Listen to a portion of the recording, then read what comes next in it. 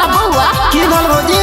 लडुआ के फूलों की सब तरी वाले के खेत में पा गेल हमर खेत नहीं रोपता है हमर नहीं कादो होता है आई भ जते भौजी टेंशन किया ले छी जनकपुर धाम नेपाल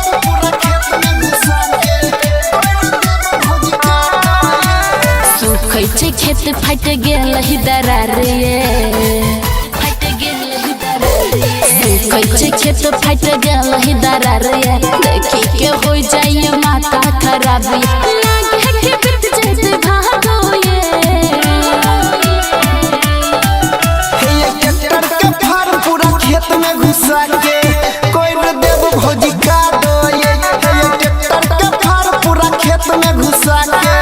कोई न देव भौजी का दो ये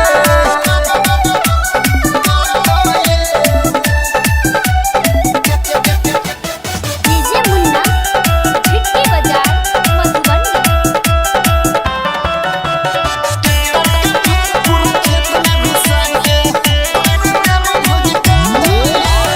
बाजे छै मेघ लगे हेतै बारिशिए झूठो के भौजी बढ़ै ने छिरिसिए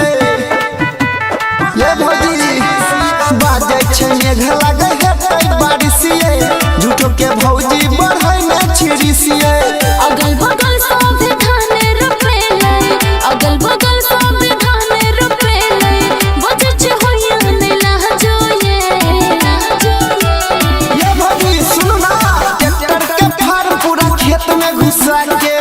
कोई न देव भौजी का दो ये ट्रैक्टर के फार्म पूरा खेत में घुसा के कोई न देव भौजी का दो ये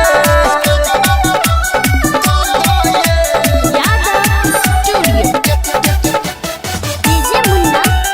छिटकी बजा मधुबनी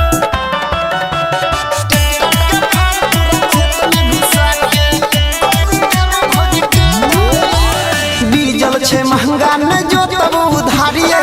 लिया भौजी अपन आदत सुधारिए बुझलिए ये डीजल छे महंगा न जो तब उधारिए लिया भौजी अपन आदत सुधारिए दिल्ली से भैया जी भेज देते पैसा दिल्ली से भैया जी भेज देते पैसा देव भैया नील चाह दो ये भौजी सुन ना ट्रैक्टर के फार्म पूरा खेत में घुसा